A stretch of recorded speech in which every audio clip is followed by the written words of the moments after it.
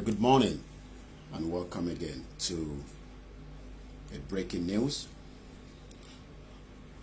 Good morning and welcome as you join us where we're gonna be giving us a breaking news that has just reached my desk. My name is Olayomi Koiki. A lot of you know me as Koiki Media. Mo kí gbogbo wa pé ẹ káàbọ̀ sórí ètò. Ẹ bá wa tètè pín nítorí pé in tó bá ti dé bá imú ó dé bá ẹnu náà ni.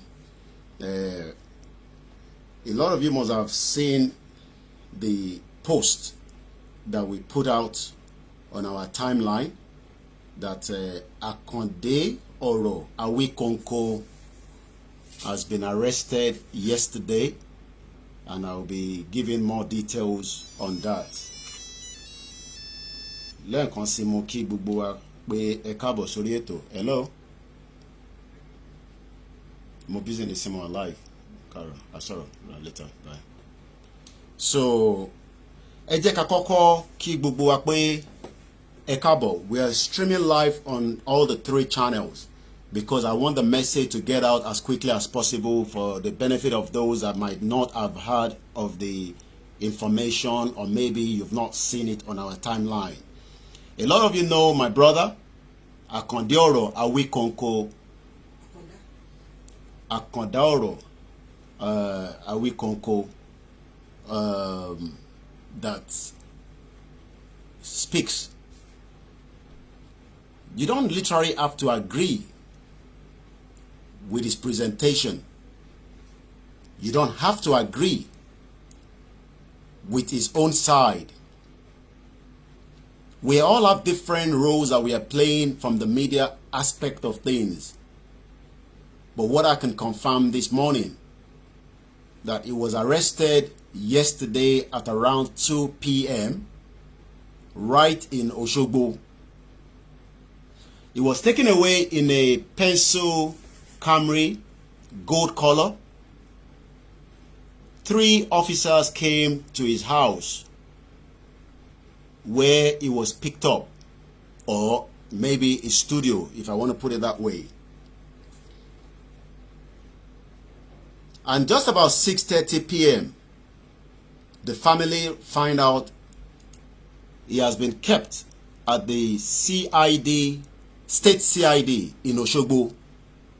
The question we should then be asking is, have we got to the stage where nobody is allowed to speak?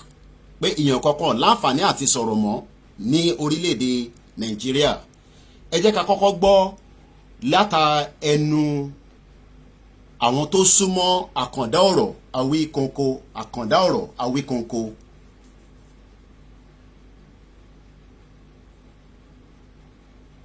Ẹ jẹ́ ká kọ́kọ́ gbọ́ lẹ́nu wọn, and then I will play the audio that came after that. Once again, my question is, ṣé a ti débi tí a láǹfààní àti máa sọ̀rọ̀ ní orílẹ̀-èdè yìí mọ́? Èmi ń bèrè ni o. Because if somebody is expressing his mind to the public, just like we do around the world, you criticize the German government, the French government, the American government, the United Kingdom, and everywhere we are around the world. What makes it different in this country called Nigeria? Kí ni ìyàtọ̀ tó wà níbẹ̀ tí a láǹfààní àti bá àwọn èèyàn sọ òtítọ́ ọ̀rọ̀? Lánàá, ẹ rí pé àwa jáde lánàá, but nígbà tí máa fi jí láàárọ̀ yìí, mẹ́sẹ̀jì ti wá sí orí fóònù mi pé àkàndá ọ̀rọ̀ Awikonko'S tí gbogbo yín mọ̀ dáadáa bí ẹni mọ̀wó, ẹni bá náà wọn mọ̀ irọ́ ló ń pa. Ẹ lè má agree sí gbogbo tó ń sọ, kò ń ṣe dandan lẹ láti agree sí.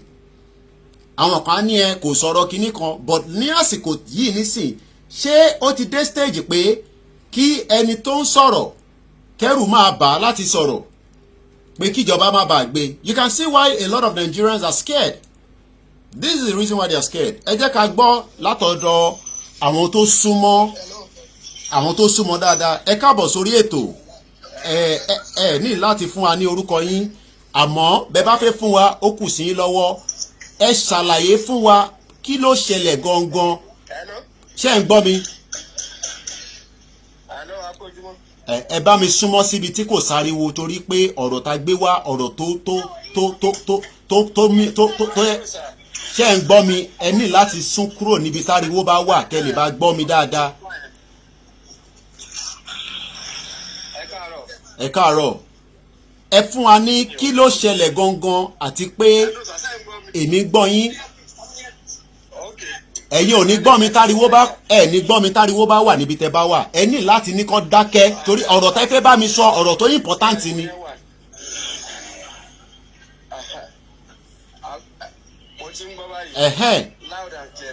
ẹ gbóhùn sókè ẹ ṣàlàyé ọ̀rọ̀ fún wa torí ọ̀rọ̀ náà la máa fi sọ.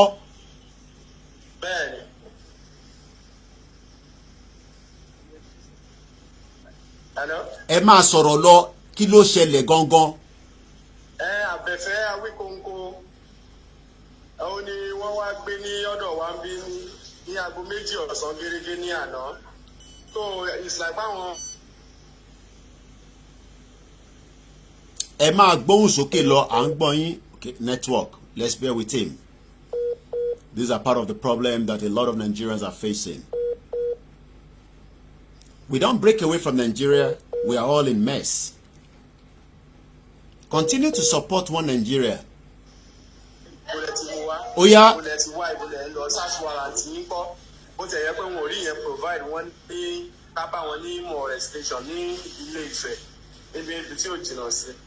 So kò tó bí 30 minutes adébẹ̀ àbá mọ́tò yẹn àbá anybody so gbogbo news station yẹn la wá níbo títí dọ́dọ̀ DPO wọn gbogbo wọn la lọ bá wọn láwọn ò ní kéèsì yẹn so ó jẹ́ gbogbo nǹkan tí à ń pọ́ìntì fún lórí ẹ̀ ìgbà tó wá di aago 6 àná làwa rí nọ́mbà yẹn pé wọ́n pè tó wá ní Òṣogbo ni àwọn wà so kí gbogbo ọmọ Nàìjíríà kí wọ́n gbà wá báyìí o because dáyé pé ẹni sùúrù nọ́mbà talẹ̀ pè tí ẹ fi bá wọn sọ̀rọ̀ tó fi ní CID Òṣogbo làwọn wà torí láti máa gẹ́ẹ̀tì gbogbo pọ́ìntì yẹn dáadáa ṣe gbọ́ mi.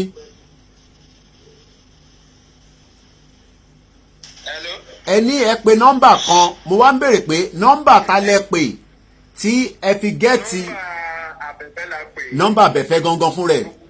bẹ́ẹ̀ni nọ́mbà torí fóònù ẹ méjèèjì náà gbà.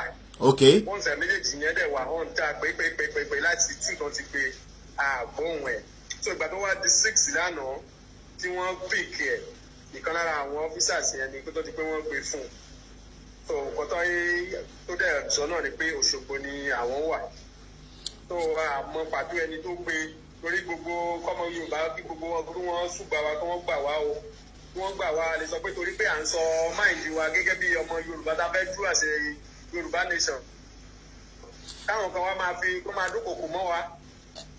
ẹ jẹ́ kí n kọ́kọ́ ṣe àwọn ìbéèrè kankan àwọn mélòó ni wọ́n wá àti pé ṣé wọ́n wọ yúnífọ́ọ̀mù wa ni ṣé wọ́n mú ìwé kankan wá láti sọ pé arrest warrant lélẹ́yìí fún arákùnrin tí à ń sọ̀rọ̀ ẹ̀. wọn ò wọ yúnífọ́ọ̀mù àwọn mẹ́ta ni wọ́n ò wọ yúnífọ́ọ̀mù wọ́n kàn mú àǹkọ̀ọ̀fù lọ́wọ́ nǹkan kan tá mú lọ́wọ́ nìyẹn àti bọ́n. ṣé àwọn tó wá yẹn ṣé ẹ rí wọn bá ṣé òyìnbó lẹ fi bá wọn sọ̀rọ̀ àbí Yorùbá akọ̀fẹ́ ó ní kankan tí mo fẹ́ mú jáde níbẹ̀ àbí èdè míì mo fẹ́ mọ̀ bóyá aráàlú èdè kan ni wọ́n bọ̀ kí máì tí castigate mo fẹ́ kẹ́yìn sọ fún wa. ẹni ẹ fẹ́ mọ̀ báyá Yorùbá ni wọ́n sọ lẹ́nu àbí. bẹ́ẹ̀ ni àbóyìnbó nígbà tó dé. wọ́n láwọn mẹ́tẹ̀ẹ̀ta Yorùbá ni wọ́n.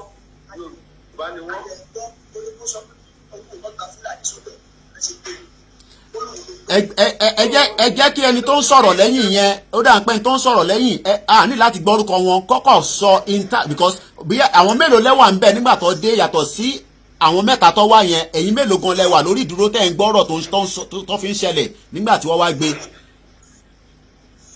àwa tá a wà ń bẹ̀bẹ̀ àtóbi mẹ́wàá mẹ́wàá ok. bẹ́ẹ̀ ni òǹkàlùkù wa ń kọ nǹkan lórí tábìlì ibi tá a wà tá a ń kọ nǹkan tó ìgbà tí abẹ́fẹ́ sí tán tó lóun fẹ́ wọnú mọ́tò a rí i pé àwọn pípò yẹn tó ń lọ páàkì mọ́ lẹ́nu tó bá dẹ̀ tó ń mọ nǹkan tó ṣẹlẹ̀ wọ́n ti yọ àǹkọ̀ síta so the first thing tí wọ́n wá béèrè ni pé ṣé ìwọ ni Abẹ́fẹ́ Awíkonko tó nǹkan tó wá béèrè nìyẹn tó fi jẹ́ fi tàbí ní ìdánilójú pé Yorùbá ni wọ́n torí Yorùbá làwọn mẹ́tẹ̀ẹ̀ta. so tí bá gbọ́ yín dáadáa nígbà tóun ṣe tán ó fẹ́ wọnú mọ́tò rẹ̀ ó fẹ́ máa lọ ni ẹ̀yin wọ́n wá ń bí pé ṣé ìwọ ni Abẹ́fẹ́ Awíkonko àbí bẹ́ẹ̀ kọ́ ní èdè Yorùbá. bẹ́ẹ̀ni ó yá à ń gbọ́ yín lọ. ní èdè Yorùbá nǹkan tí wọ́n béèrè nìyẹn bẹ́ẹ̀ni. so nígbà tẹ wá stẹ́yìn náà wá súnmọ́ wọn kí làwọn nǹkan tẹ wá ń gbọ́ sétí kó tó di pé àbí bọ́ ṣe fi áńkọ́pù sí lọ́wọ́ yẹn wọ́n kàn drive lọ ni wọ́n dẹ̀ lọ bẹ́ẹ̀ sọ á. wọn drive lọ wá láti dá wọn dúró pé kí ló ṣẹlẹ̀ kí ni nǹkan tó ṣe tó ìgbà tó di pé àwọn mẹ́tẹ̀ẹ̀ta máa sọ̀rọ̀ Yorùbá náà dẹ̀ sọ lẹ́nu wọ́n ní káwá bá wọn pé àwọn ò ní sọ̀rọ̀ níbi táwọn wà yìí pé káwá bá wọn ní police station ní èyí tí ó jìnnà sí ibi tí wọ́n gbé lọ so unfortunately bá a ṣe débẹ̀ náà tún àárí wọn mọ́ àlọ́ apá dpo about so many people tá a bá sọ̀rọ̀ mẹ́rin wọ́n láwọn ò rí traces wọn tó káwọn ọmọ Yorùbá kan jọ kan gbà wá o àmọ́ bí tán gbé lọ torí ọ̀rọ̀ tí ó sọ tán nípa ti Olúwo pé kí wọ́n má gba àwọn ọmọ Fúlàní pé kó má kó wọ́n sẹ́yẹ kó má kẹrù pọ̀ mẹ́rin ẹran àtìgbà yẹn láti ń rí àwọn oríṣiríṣi fẹ́tírín tì yí o ó tó di pé wọ́n wá lánàá. ṣé a lè sọ pé ní kó tó di pé wọ́n wá ní àná yẹn ǹjẹ́ fìrìfìrì ti wá bẹ́ẹ̀ bí ọlọ́pàá wá ságbègbè yẹn tẹ́lẹ̀ àbí báwo.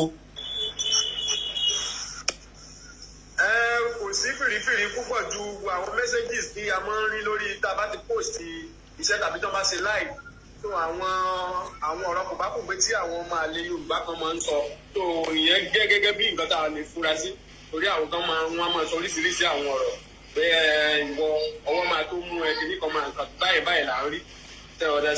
àwọn tó wá yẹn ṣé mọ́tò ọlọ́pàá ló gbé wá àbí personal vehicle ló gbé wá.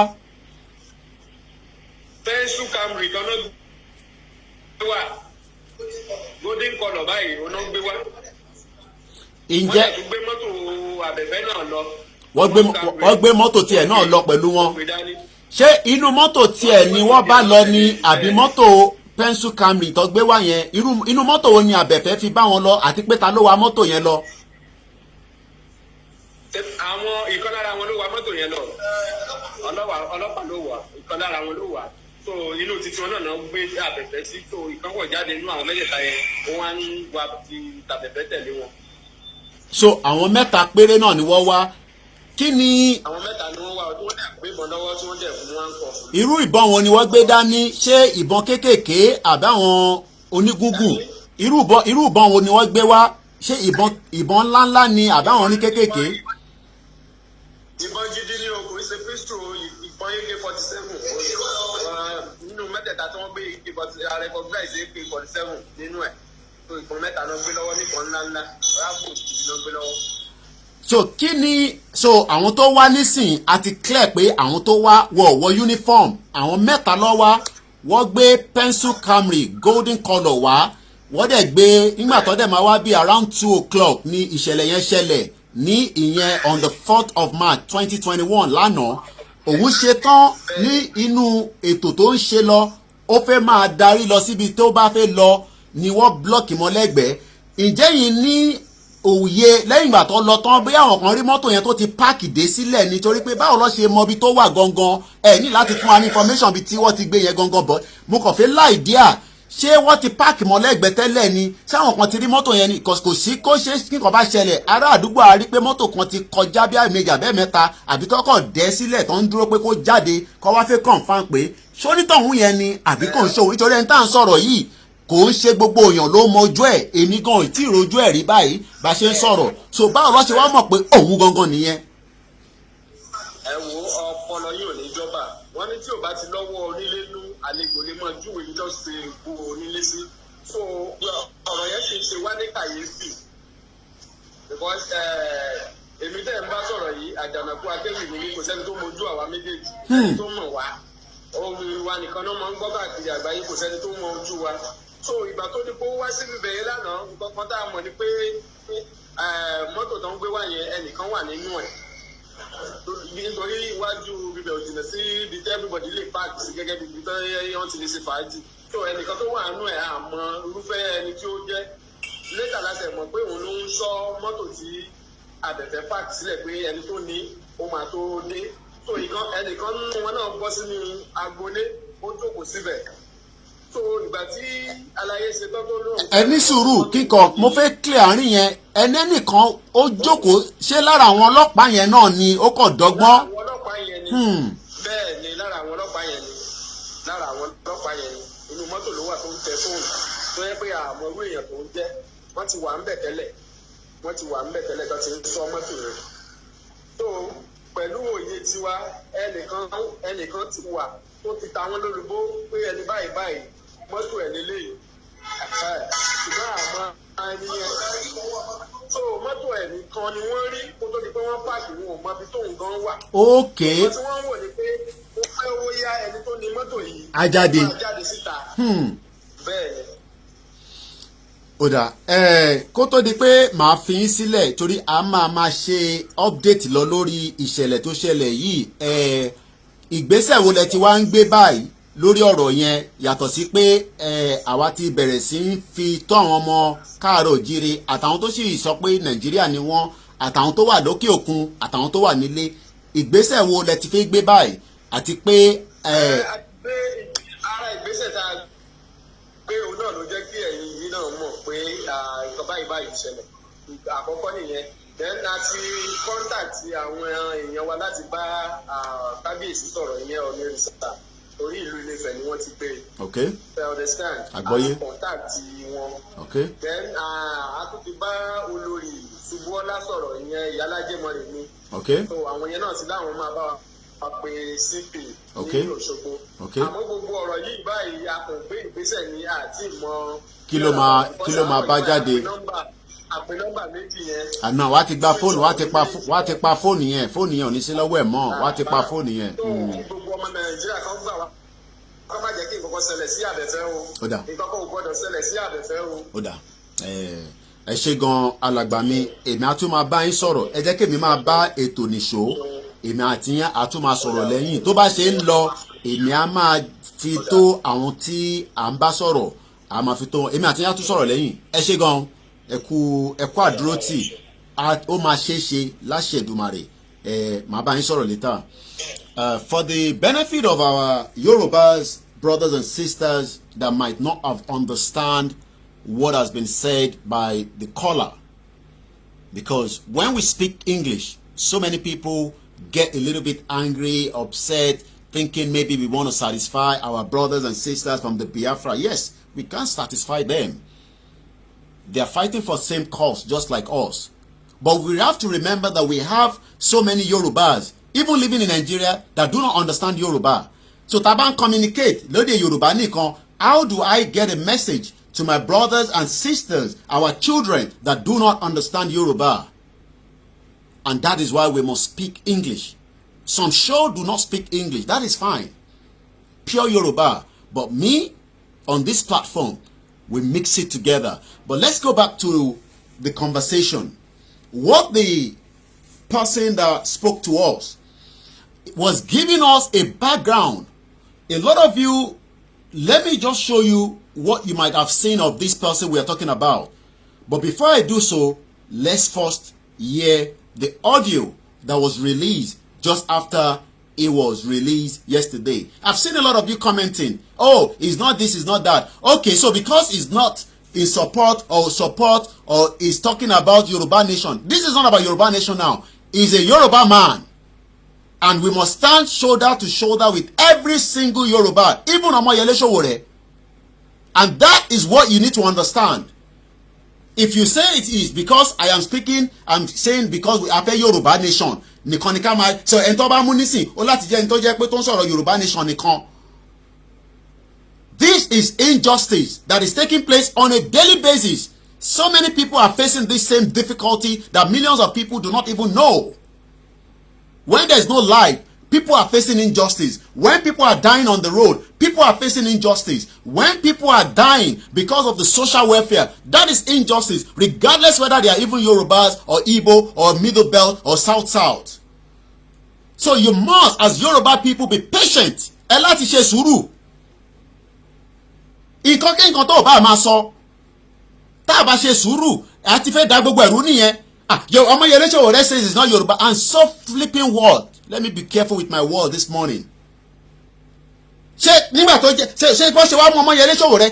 Is that the way it's done? Where you are living as a diaspora, or where you are living here inside this shit old country called Nigeria? A lot of you outside will be pointing finger. Omoyele Sowore is not supporting us. It doesn't matter. It's a moving train. Not everybody should support us. And that does not mean we have to wait for them.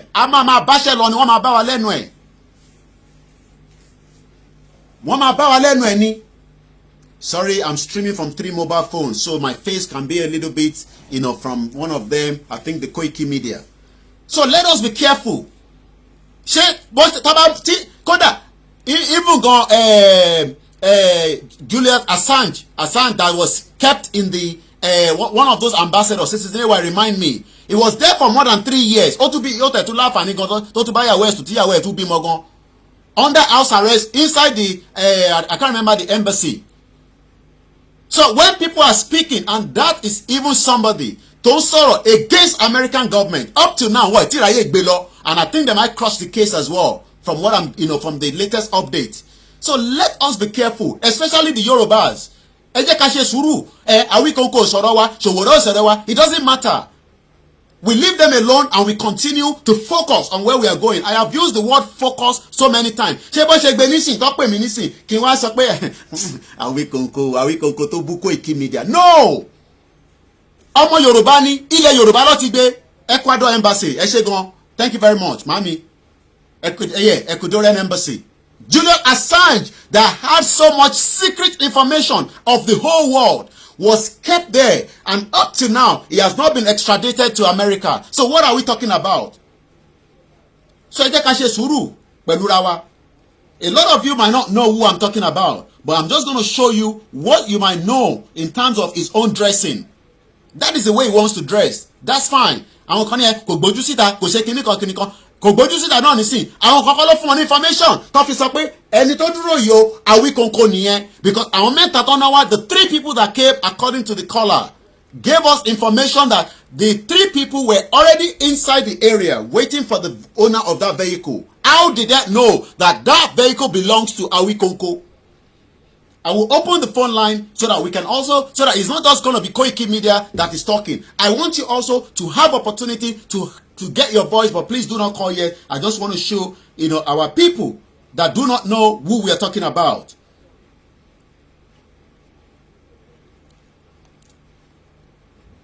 Once again, my name is Olayomi Koiki. I want to give you the last broadcast you must have done. This is in for the benefit of those of you that do not know who we are talking about. I'm going to just fast forward a little bit.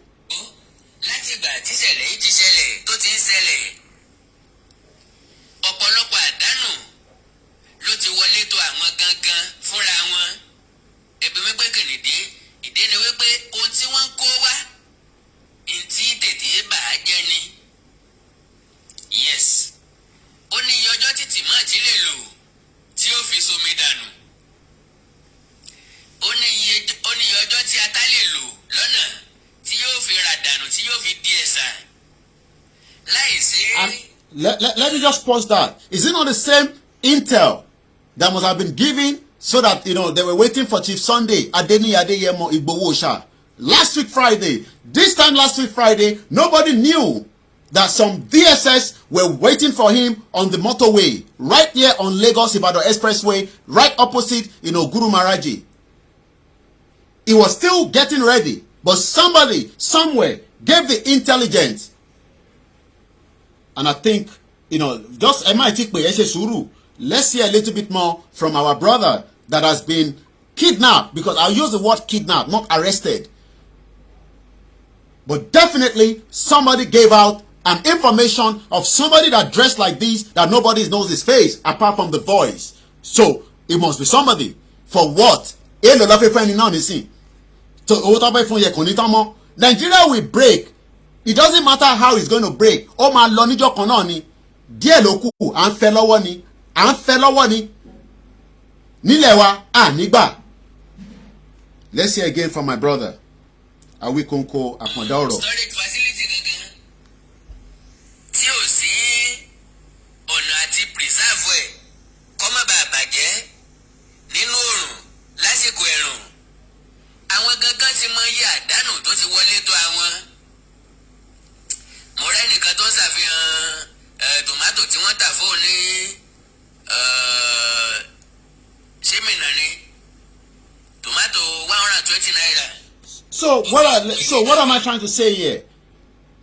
In a situation where we have a country, ṣé bó ṣe wọ́n arrest èèyàn nílùú òyìnbó nìyẹn, where an officer will come to my house without an arrest warrant, a máa bára wa jẹ̀ṣẹ́ gidi ni àwọn kan tẹ̀ ní ṣe, a máa jọ bára wa jẹ̀ṣẹ́ gidi. But this is why we say the injustice is just too much. Even if this country was working, we still have the right to criticize any government, regardless of which government is there, regardless of which chase is there, regardless of the local government. Bó ṣe láti wà nìyẹn. But in a country where everybody is not doing anything, everybody is keeping quiet. Ṣé bá ṣe máa bá lọ lélẹ̀? Is this the way we are going to continue? And nobody wants to say anything. Everybody is keeping quiet.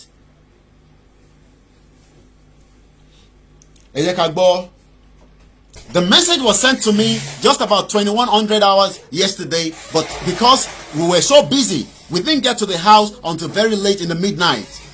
Because I'm sure a lot of you saw that we were in Ekiti and we went to do campaign awareness in Akure. Continue to support One Nigeria. One Nigeria that is not working.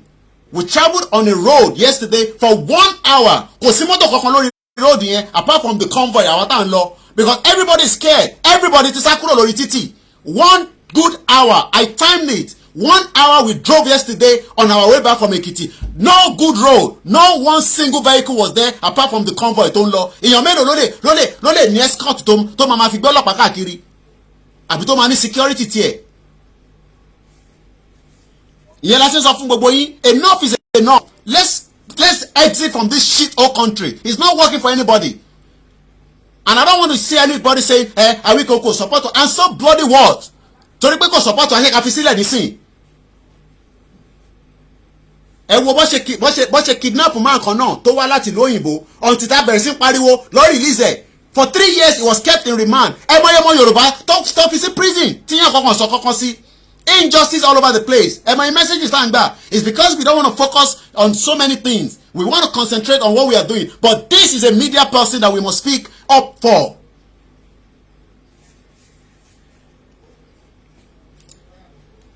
Let's hear the audio that was sent to me yesterday.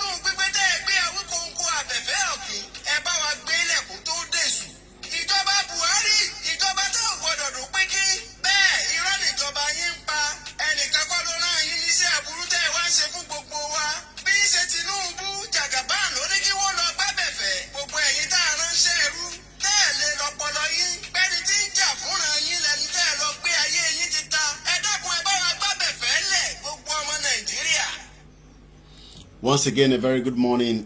Somebody said I should calm down. I don't understand when people say we should calm down for what? I think some of you don't even understand what our people are going through. Ẹ jókòó sí lóyìnbó, mọ táwọn èèyàn wá face nílé. Máa ní kẹ́mi calm down. I have the opportunity. Look, if I want to go back to UK today, I just buy my ticket and I travel back.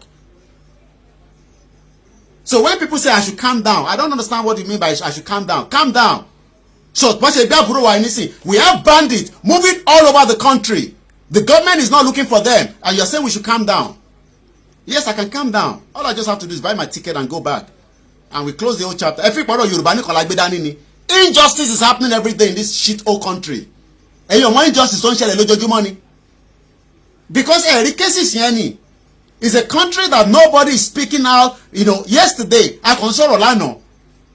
Báwọn boys mi ṣe gbé camera pé kọ́kọ́ take picture lásán. Gbogbo àwọn boys yẹn sá lọ ni. I have to calm them down. Pé ṣe sùúrù. Àwọn tó ń bá wa ṣiṣẹ́ ni. Because nobody, wọ́n ti ń bá mi sọ̀rọ̀ lọ. Senator Ojodu àbí whatever that guy is, I don't know. Nígbà tá à ń travel lánàá. Àwa fi rẹ̀ pé ní petrol station.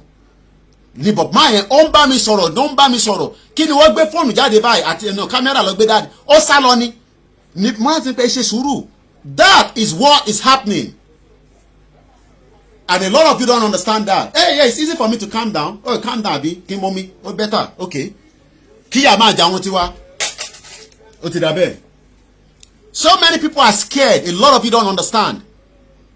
Now, Yoruba, we are living, Shari slave. You see the language that we say we are slaves. We are more than slaves. I'm telling you, we are more than slaves. It's because some of us are very, some of us are comfortable. It is good. Some of us we have, as at the exchange rate yesterday, I don't know this morning, 671 naira to a pound. Maybe you can send your family 50 pounds, 100 pounds. It's good. You tell your family they should calm down. But what about those that do not have the means? You tell them to calm down. I have the means. I can leave anytime. I can go back to my country where I live for 22 years. But what about those at home? Mo mọ tó ṣe fún àwọn èèyàn wa rárá. Ṣé rí gbogbo poverty line tá à ń lò yẹn? I don't know another. Anyway, let's open the phone line because maybe I should allow more people to join the conversation now. Plus, some of you knows the number +4475 940500979. And you can calm down. What did I bet? I'll calm down. I'll drink water on it. Then let me start receiving the call so that I can calm down. Nobody should call the other line. Whoever is calling that number, you're calling the wrong line. Please, detach from doing so because as you're calling, you are disturbing the 940500979. Let's start taking your calls. Kele Bawadasi. Ẹ káàárọ̀. Ẹ káàárọ̀. Àwa nìyẹn.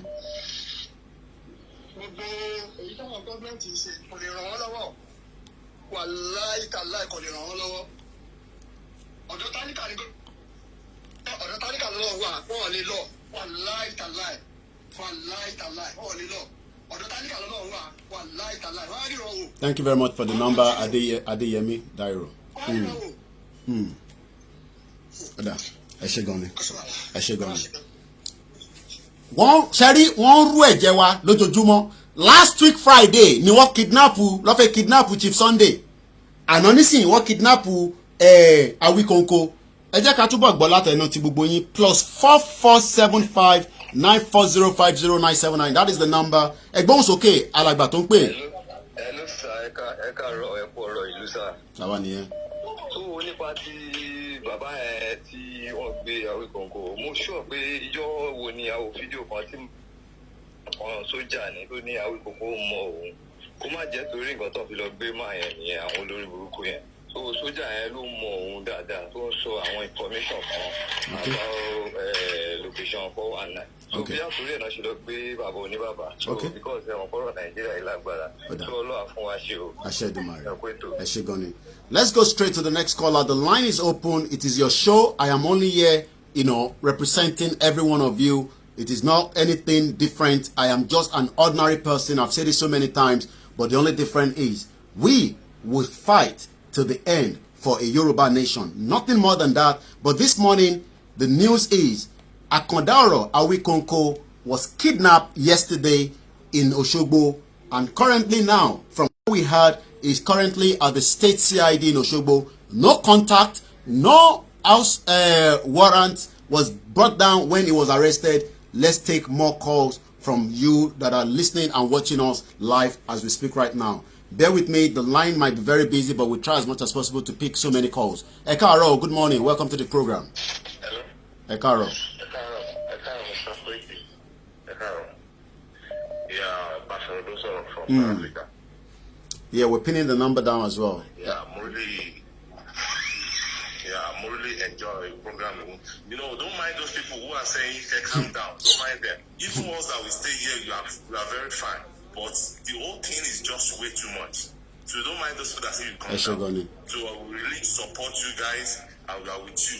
Even for us in South Africa, we are doing our best as well. Thank you very much. Thank you, sir. Because even something good doesn't come cheap. So I want our people to know that. Okay. Thank you very much. Thank you. Plus 4475 9405079. Lana, what he be Akanda Oro Awikonko. A lot of you know him very well. I don't have to tell you who or what he says. It doesn't matter what he's saying. It doesn't matter how he says it. It doesn't matter how you feel about him. He's a Yoruba man and he has been picked up just like Omoyele Sowore and just like so many Yoruba people that have been kidnapped, kept in the dungeon of this government that is now becoming a more difficult for so many people. We have another caller. Egbonsoke. Good morning. Hello, caller. You're live with us already. Good morning. Good morning.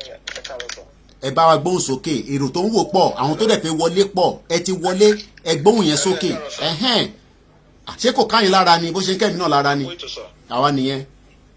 Ó ká wa lára ní sà, ṣe rí nǹkan tèmi rí nínú ẹni wípé ṣe rí àwọn tá ní as our leaders tó jẹ́ Yorùbá land, tá ní leaders ní Yorùbá land. They are the problem of our race. But the only thing I just see is that Sherry, we don't need to stop.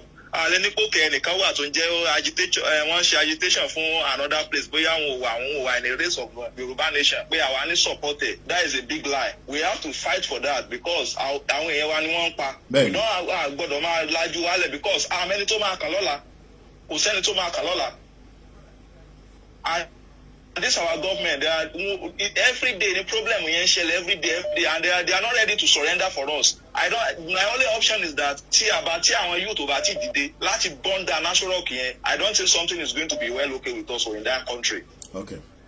All right. Ẹ ṣé gan ni. Ẹ jẹ́ àtúfẹ́ lómi láyé cause call yẹn pọ̀ mo dẹ̀ fi make sure pé I'm still here, I'm not in a rush, so there will be so many of you that will hear your voice, but if you have called already, try not to call again. I'll keep refreshing the phone. The line will get through. You will get through. It doesn't matter. The number is plus 4475 9405079. Mo kí gbogbo yín níbikíbi tẹ́ ti ń wò wá. Lẹ́kìtì, ní Kogi, ní Kwara, ní Ọ̀ṣun, l'Ogun State, ní Lagos, all over the world. Wọ́n ti gbé àkàndá ọ̀rọ̀. Tó bá jẹ́ pé Ọlọ́run fún wọn ṣe. Ìtorí pé ẹ má bínú bàbá mi ẹjọ́ torí Ọlọ́run. Tó bá jẹ́ pé Ọlọ́run fún wọn ṣe, but Ọlọ́run tó fẹ́ fún wọn ṣe. Ọlọ́run tó fẹ́ fún wọn ṣe. Tó bá jẹ́ pé Ọlọ́run ti fún wọn ṣe ní last week Friday.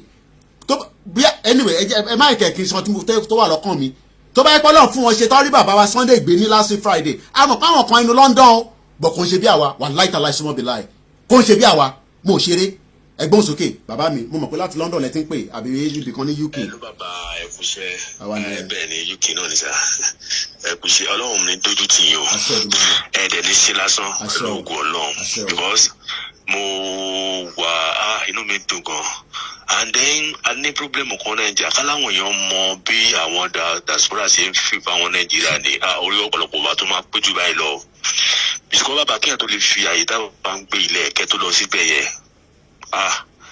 Ọlọ́run nìkan ló lè san yín lẹ́san ọlọ́mọdé kí ẹ sí lásán Ọlọ́run ní jẹ́ kẹ́ ẹ sí lásán Ọlọ́run jẹ́ ká sí lásán because ọ̀pọ̀lọpọ̀ kan táwa tún ń rí àwọn tó wà nílé yẹn ò rí because àwa ti wò pé àwọn tí wọn ò ní kan tó wa tí wọ́n ṣe dáadáa fún wa báyìí tí wọ́n dẹ̀ sọ́fà tó ní ìtàlejò gbádùn àwa táwa ní nǹkan tábà lè ṣe nǹkan wa bó ṣe yẹ ká ṣe ìgbádùn tiwa tó máa ju tàwọn lọ because àwọn tàdé ń ṣiṣẹ́ fún káàkiri lóyìnbó yìí náà àwọn ò tún gbàdúrà kí ìlú tiwa dà because wọ́n pè nínú tíbílù wa ò ṣe dà yẹn làwọn fi ń ní ìlọsíwájú táwọn wàá táwa wà ń bẹ tá a rí bó ṣe ń lọ so èyí sì báyìí là ń ṣe kùrùkẹrẹ irú ẹ̀ ní irú yìí Ọlọ́run ní dúdú tì yín sọ̀rọ̀ mi síbẹ̀ ṣé nǹkan tó fún àwọn pípé yìí ní agbára àti lọ máa gbé àwọn tó ń gbé ni pé wọ́n ti rí pé àwọn tó jẹ́ olórí wa tó yẹ kó jẹ́ pé àwọn náà máa fi ohùn ṣáwájú táwa máa tẹ̀lé wọ́n ní pé wọ́n keep quiet wọ́n sọ nǹkan so wọ́n wá wò pé òkè o àwọn tó wà lẹ́yìn yẹn táwọn bá ń ṣe àwọn tí wọ́n mọ nǹkan tó lọ yẹn táwọn máa ń fọpọlọ bù wọ́n so díẹ̀díẹ̀ sọ̀rọ̀ mi síbẹ̀ yẹn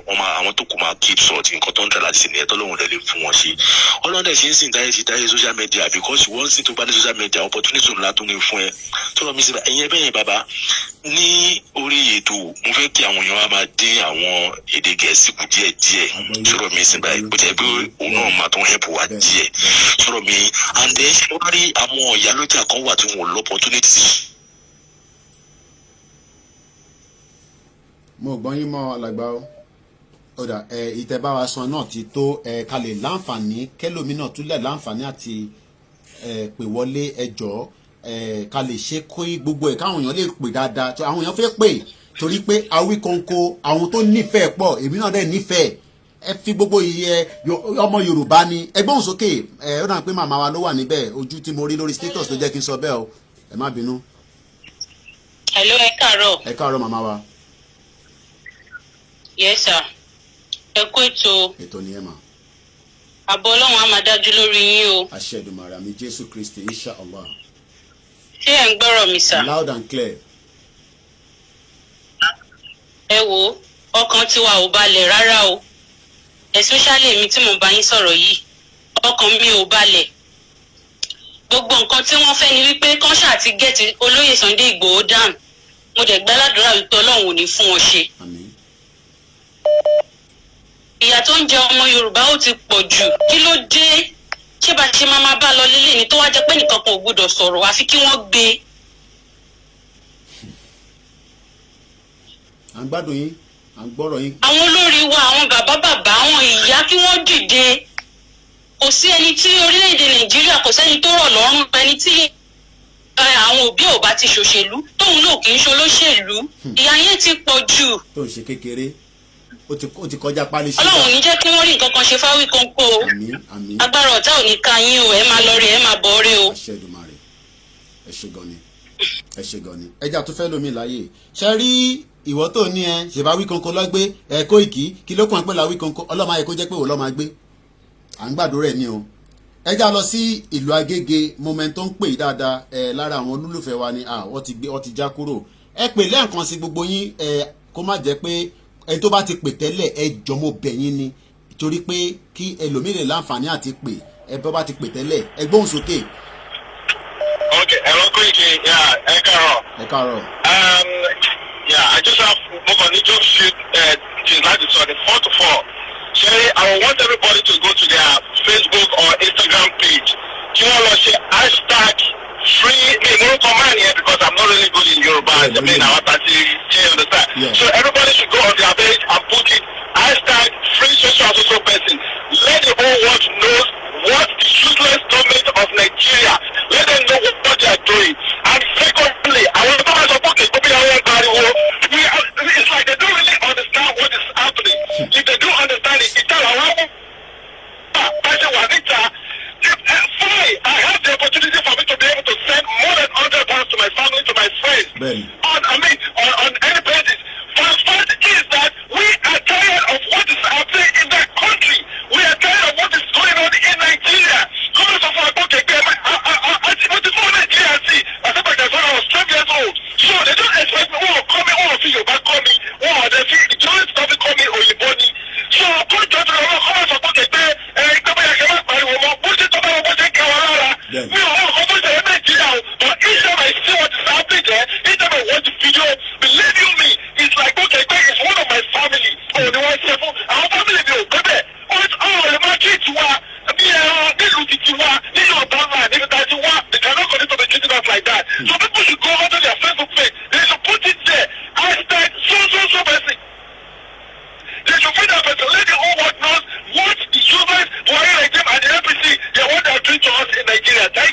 ṣe gan ni ṣe rí bí ẹ̀gbọ́n mi ṣe sọ tán lẹ́ẹ̀kan everybody must say something tẹ́ bá ní kò kàn mí kò tí kàn mí don't then say ó máa kàn ẹ́ nígbà tí bí a sister or family friend or anybody can be picked up for whatever reason and then you will then need us to shout out on your behalf. Let's go straight to another caller. Yes. How are you, Ẹ̀gbọ́n Koiki? Ẹ káàárọ̀. Àlàáfíà ni mo wà. Ẹ bá wa mute ti background yẹn, ó dà kó ṣe ń filter wọlé díẹ̀díẹ̀. Yeah, mo ti pa. Ẹ ṣe gan ni. Bàbá wa ṣe gan fún gbogbo iṣẹ́ takuntakun tẹ̀ ń bá wa ṣe ní Nàìjíríà. Àwa náà mọ̀ pé ẹ̀ ń risk gbogbo life because of the way things are in Nigeria. There is no insurance for your life if you go into this dangerous area 9, abi what do you call Location 9. What I would like to yes, nǹkan tí mo fẹ́ sọ sí mo fẹ́ káwọn ọmọ Nàìjíríà dì mú as a word of advice that is free. They will use all forms of intimidation against Yoruba agitators, just like what happened in the Hugo Chavez revolution in Venezuela. They will use the media to ignore you as if nothing is happening in Nigeria. NTA, the revolution will not be televised, but they made a mistake. Social media is televising it. Now, the human rights injustices will also not be documented if we do not fight and to show them that if they catch the smallest of us and they intimidate the smallest of us, they have also intimidated the biggest of us. Because you don't know, Baba, in content conversation, ní ṣókí nìyí, ẹgbà mi 1 minute. Bàbá tí ó sọ̀rọ̀ yẹn, ṣé ẹ fẹ́ sọ fún mi pé àwọn lọ́balọ́ba as a cultural ambassador of Yoruba land, that man is a cultural ambassador of Yoruba land. Àwọn lọ́balọ́ba lè máa sùn, wọ́n fi ẹ̀dọ̀ lórí òróró kán dẹ̀ sùn, kán sọ pé nǹkan kan ṣẹlẹ̀ ní Yoruba land. Is it possible? Òdodo ọ̀rọ̀ lẹ́sàn yẹn.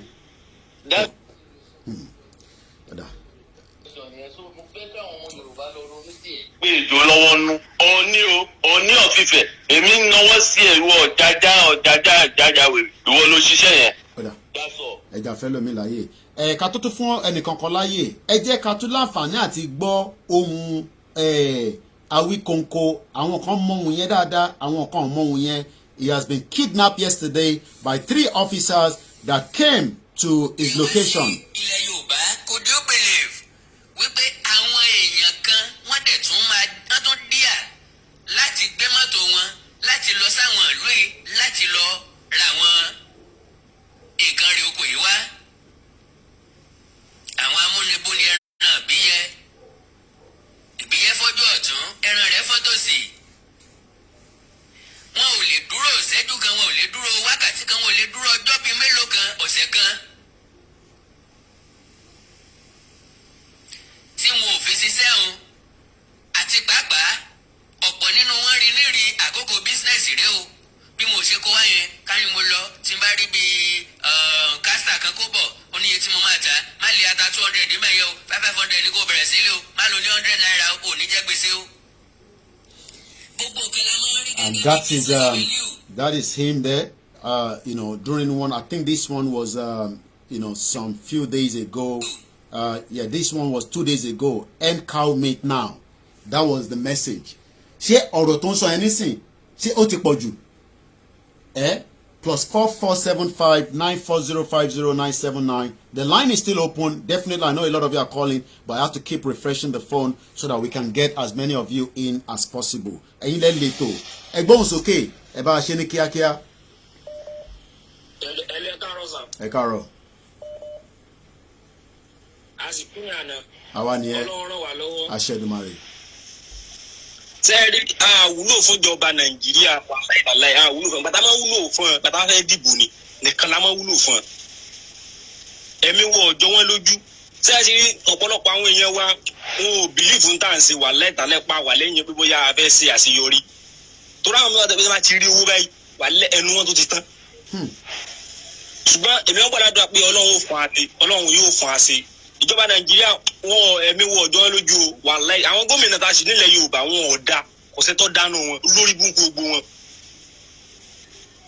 ẹ̀wọ̀n máa bí ètò lọ́lọ́run ràn wá lọ́wọ́. Aṣẹ́dùmarè. Let's go straight to Emma Binu. Everybody will speak, but like I always say, because of the heavy load on the WhatsApp, I have to keep refreshing it so that your calls can come through. Let me see, if you have just joined us, Awikonko'S Akondaoro has been kidnapped by 3 uniformed officers yesterday, and right now we don't know his location. Egbon's okay, and Tonkpewa. Yeah, maximum respect. I'm on loudspeaker. Oh yes, you're already live. Yes. Okay, Yomi. Maximum respect. Yeah, I appreciate all your effort on ground. Yeah. Thank you. But my honest advice for you is this. Yeah. I think you should approach that Awikonko with extreme caution, please, for safety and security reasons. Why? Awikonko, yeah. Do you know Awikonko? Awikonko? Okay. Now, I don't know Awikonko, but Awikonko, yeah, he wine and dime and works with these people. Okay. You understand it? He works for Oni of Ife. I'm telling you categorically. I'm not disputing that. Okay. That's he works for that you all these. He works for all these politicians. You understand? Yeah. So in Kotomo Jelupa, now Awikonko, yeah, Oti down or go. Now, Majekofi Sunday Boo, Majekofi Boju, and Majekofi Boju. Okay. You understand it now? Okay. What Awikonko has got with these people is a personal vendetta. Okay. Are you getting me? Okay. This is not agitation of Yoruba or Odua nation. This is a personal vendetta. Don't get involved. Okay. Let me put this, my brother. Don't go yet, my brother. Let's put it. Let's remove the Yoruba agitation. Thank you very much. Let's put sentiment aside now. Forget about sentiment. No. That's what I want to ask. Tony King don't sorrow. I want to throw a question to you, if you allow me to. I have not come to say this is based on the Yoruba nation. I've come as a media that somebody has been arrested, regardless of whatever his views, his opposition is. Just the same way so many people disagree with Julian Assange. Some of us support him, some people don't support him. I live in UK and I know you understand what I'm saying. So regardless of who he dines with, I don't know what Julius Assange has been dining with, right? But some people support him, some people don't support him. So now what makes it different? Where some people, I don't want to tell you where my position is or how my position is, but our job as a media is to report the injustice of any individual person, even if they're Hausas. So I understand he works for this, he doesn't work for this, he dines with them, he doesn't dine with them. But is it crime? Is it not a crime against humanity that a person was arrested? I want you to answer that. On my opinion, yeah, looking from all perspectives, all I'm concerned is about you yourself. You understand what I'm saying? You're trying to help, but in the process of trying to help, no, I'm not trying to help. Let me say this. I am not trying to help. This is not a help. This is a job of the. You see, the problem a lot of people don't understand is, as a media platform, we have left our media, and I don't know how long you've been watching me since we started the agitation.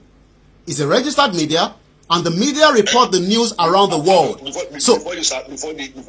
Okay. So what I'm trying to say is, it's got nothing to do with my sentiment. It's got nothing to do, this is a crime that has occurred and we want to investigate it and we got to talk about it. And there's nothing wrong in that. But put something behind your mind. Yeah. You are in Nigeria and that is a lawless country. Okay. Where there's no rule All right. of law. Let's leave. Yeah. I am in Nigeria. Let's leave that aside. Don't worry about that. I am in Nigeria. I am not scared of the government. I am not scared of anybody because as far as I am concerned, one day will be one day, something will fall for something. So I'm in Nigeria. Let's leave that to the side. But what I'm trying to say is, definitely I'll take precaution. I'll take but what I am saying is the issue now is one person has been kidnapped. 3 officers, unknown soldiers. Fela have spoken about this before, and it is still happening in the 21st century. This is what we should discuss. It's got nothing to do with the agitation. It's got nothing to do with the sentiment about it. This is a media now communicating to the outside world what is happening, because channels is not going to report this. AIT is not going to report it. TVC is not going to report this. And I hope we're clear on that. All right. Okay, thank you very much, my brother. Let me repeat this again. A lot of us must understand that talking about this Yoruba agitation that I've taken on board as a full-time job, because I said I would do it as a full-time job. Some are doing it as a part-time, some are doing it in between. I said from my very first show that I have served the UK government for 20 years and I've worked every kind of jobs you can think of. But I decided that I will do this full-time. That is why my own is much more in terms of the effort I'm putting on it. But does that mean I should now neglect all the crime against injustice? Not only in Nigeria, even in the UK, in America, around the world. And that's the difference between myself. I am not a blogger. I've said it so many times. There are people that blog. Somebody might think maybe I'm coming now to blog this. No, this is not blog. I am a proper registered media. Forget about the situation of, whatever side you are on with, Awikonko. It's a crime against humanity. Daddy, what was the guy's name? Since his name will remind me. He talked kidnapped. That one has been kidnapped for 2 years. We promote it all the time because I look at the story all the time and I bring it out as well. So let us be careful as well as we contribute, but we do appreciate every caller as well. Hello, caller. Eba mute the background. Eba mute the background straight away. And I don't want anybody to respond on the last caller. Let's focus on the main issue. I have dealt with that and we move forward. Hello, caller.